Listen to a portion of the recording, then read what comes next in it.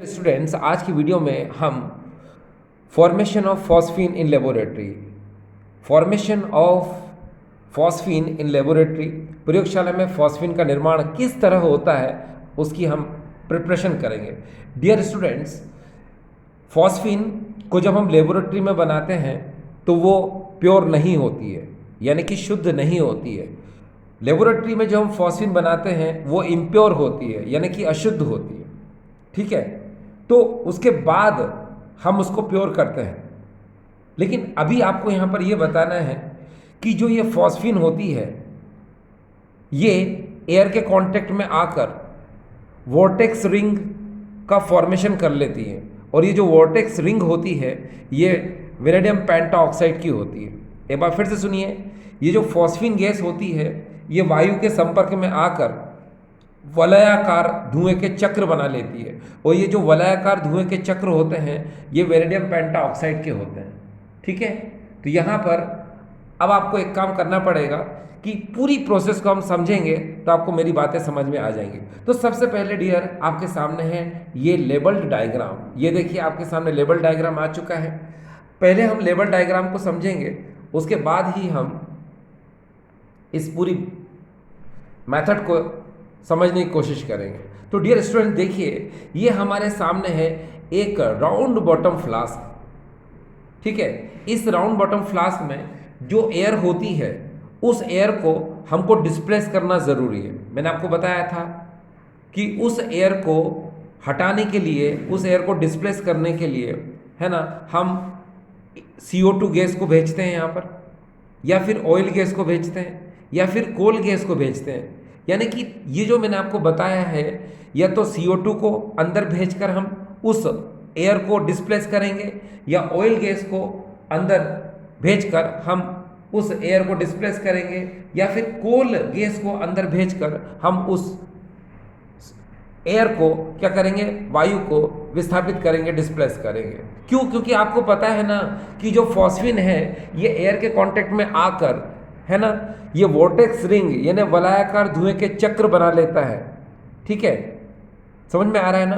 तो इसीलिए हम उस एयर को क्या करते हैं, हटा देते हैं। चले डियर, अब हमने देखा कि हमने सबसे पहले इस राउंड बॉटम फ्लास्क में जो एयर थी उसको हमने CO2 या फिर ऑयल गैस या फिर कोल गैस अंदर पास करके हमने उसको डिस्प्लेस कर दिया, ने विस्थापित कर दिया। उसके जस्ट बाद हम क्या करते हैं, इसमें वाइट फॉस्फोरस के जो पीसीस होते हैं उसको इस राउंड बॉटम फ्लास्क में हम डाल देते हैं। फिर हम क्या कर देते हैं, उसमें ये जो NaOH सॉल्यूशन होता है उसको हम इतना डालते हैं कि वो जो वाइट फास्फोरस है उसके अंदर कवर हो जाए। ठीक है, यानी कि इस सफ़ेद फास्फोरस में हम NaOH का विलयन इतना डालते हैं कि वो सफ़ेद फास्फोरस के टुकड़े उसके अंदर छिप जाएं। फिर हम क्या करते हैं, सुनिए, यहाँ से जब हम इसको हीट करते हैं तो हीट करने से क्या होता है कि इसके अंदर सोडियम हाइपोफॉस्फाइट का फॉर्मेशन होता है, साथ ही साथ फॉस्फीन का भी निर्माण होता है। याद रखिएगा मैंने क्या कहा, इसमें यहाँ से जब इनके बीच में रिएक्शन होती है तो देख लीजिए कैसे रिएक्शन होती है, फिर बाद में बात करते हैं। ये देखिए, ये वाइट फास्फोरस है। ठीक है, ये NaOH से रिएक्शन करेगा। हमने एक्वस सॉल्यूशन लिया था, यानी जली विलयन लिया था NaOH का, इसलिए वाटर लिया हमने। जब इस वाइट फास्फोरस की, सफ़ेद फास्फोरस की यहाँ रिएक्शन होती है तो ये NaH2PO2 सोडियम हाइपोफॉस्फाइड बनता है, साथ में ये PH3 गैस भी बनती है। ठीक है, अब देखिए मैंने आपसे कहा कि सोडियम हाइपोफॉस्फाइड के साथ PH3 गैस बनती है।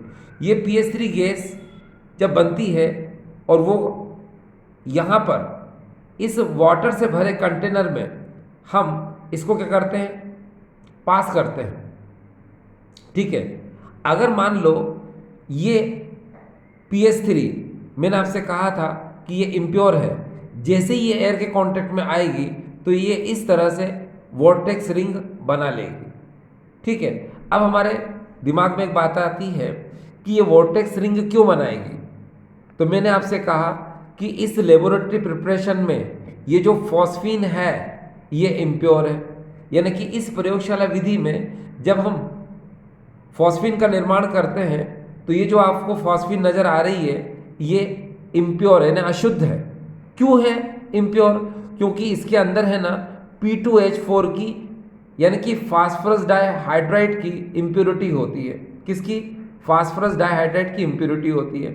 तो यही जो इम्प्योरिटी है P2H4 की, ये एयर के कांटेक्ट में, वायु के संपर्क में आती है, एयर के कांटेक्ट में आती है, और इस तरह से ये जानते हैं छल्ले, जिसको रिंग्स बोलते हैं, वोर्टेक्स रिंग ऑफ pH3 ये फॉर्म कर लेती है। वास्तव में ये वोर्टेक्स रिंग जो होती है ये वेनेडियम पेंटाऑक्साइड की होती है, ठीक है, जिसको हम लोग बोलते हैं वलयाकार धुएं के छल्ले या वलयाकार धुएं के जो चक्र आप देख रहे हैं, ये क्या होता है? ये P2O5 vortex ring of pH3, books में pH3 लिखा है, लेकिन dear vortex ring of pH3 नहीं होता। यहाँ पर क्या होता है? ये P2O5 होता है, यानी कि फास्फोरस पेंटाऑक्साइड के क्या होते हैं ये, यानी वोर्टेक्स रिंग होती है किसकी? फास्फोरस पेंटाऑक्साइड के। तो ये आपको समझ में आ गया। अब देखिए मैं इसको प्रूव करके दिखा दूंगा ना डियर, बिल्कुल बड़े आराम से प्रूव करके दिखाऊंगा। कैसे? जस्ट आप थोड़ा सा वेट करें। देखिए मैं आ जाता हूँ यहाँ पर। अभी मैंने आपसे कहा कि लेबोरेटरी में जब हम क्या करते हैं, इस फास्फोरस को रिएक्ट कराते हैं NaOH के एक्वस सॉल्यूशन से, तो यहाँ पर सोडियम हाइपोफॉस्फाइड के साथ हमको ये फॉस्फिन मिलता है, मगर ये फॉस्फिन इम्प्योर होता है। ये फॉस्फिन क्या होता है? अशुद्ध होता है। इसमें क्या होता है? P2H4 की इम्प्योरिटी, P2H4 की अशुद्धि होती है। अब आपके दिमाग में क्वेश्चन उठा, सर समझ में नहीं आया, क्यों? क्योंकि सर इसमें P2H4 की इम्प्योरिटी कैसे होती है? तो चलो बताते हैं आपको कैसे। देखिए डियर, रियल में आपको मैं बता रहा था कि यहाँ पर देखिए हमने फास्फोरस, वाइट फास्फोरस के 6 मॉलिक्यूल लिए हैं, 6, और हम उसको 4NaOH से और 4H2 से जब रिएक्ट कराते हैं तो हमको अगेन यहाँ पर मिलता है सोडियम हाइपोफॉस्फाइड, और यहाँ मिलेगा इस समय हमको P2H4, ठीक है। ये जो P2H4 है इसी को हम लोग बोलते हैं फास्फोरस डाइहाइड्राइड। क्या बोलते हैं? फास्फोरस डाइहाइड्राइड।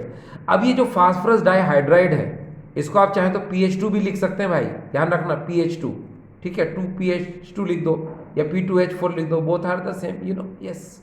अब देखो ये जो P2H4 है ये, इसको हम लोग बोलते हैं फास्फोरस डाइहाइड्राइड। अब ये जो फास्फोरस डाइहाइड्राइड है ये देखिए, ये एयर यानी वायु के संपर्क में आता है और क्या बनाता है? P2O5, ये फास्फोरस पेंटाऑक्साइड। और ये फास्फोरस पेंटाऑक्साइड बनने की वजह से ही वोर्टेक्स रिंग बनते हैं, यानी कि ये जो आप देख रहे हैं, ये जो देख रहे हैं आप, धुएं के छल्ले धीरे धीरे ये बढ़ते जा रहे हैं, तो वोर्टेक्स रिंग ऑफ P2O5। तो मैंने प्रूव कर दिया ना कि वास्तव में ये जो वोर्टेक्स रिंग है ये किसके हैं? P2O5 के। यानी कि जो वलयाकार धुएं के चक्र है किसके हैं? ये फास्फोरस पेंटाऑक्साइड के हैं। ये क्यों है?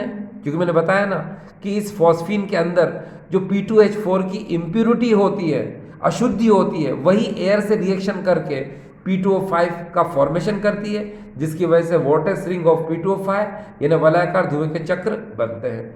तो डियर स्टूडेंट्स आपको समझ में आया होगा। अब मैं आपको ब्रीफली, है ना, शॉर्ट में इसको मैं जल्दी जल्दी समझाने की कोशिश करता हूँ ताकि you can understand very well, है सर? तो यस, देखिए प्लीज़ देखिए, एग्जाम में अगर आप CBSE की बात करते हैं, NCERT की बात करते हैं, तो याद रखिए ये जो आपको डायग्राम नज़र आ रहा है ना, ये नहीं आता है एग्ज़ाम में, तो आपको बनाने की ज़रूरत नहीं है, तो टेंशन आपका कम हुआ ना। फिर तो ये डायग्राम बनाने की ज़रूरत नहीं है। वहाँ एग्ज़ाम में मालूम क्या होता है? सिर्फ और सिर्फ एक रिएक्शन आएगी, ये वाली, इसको अच्छे से याद कर लो, बस और बस, और कुछ नहीं आएगा। यानी कि ये भी नहीं आएगा, ये जो आप देख रहे हैं ये, और ये भी नहीं आएगा, ठीक है, एग्ज़ाम में लिखने के लिए। एग्ज़ाम में सिर्फ इतना ही आएगा, यहाँ से लगाकर यहाँ तक।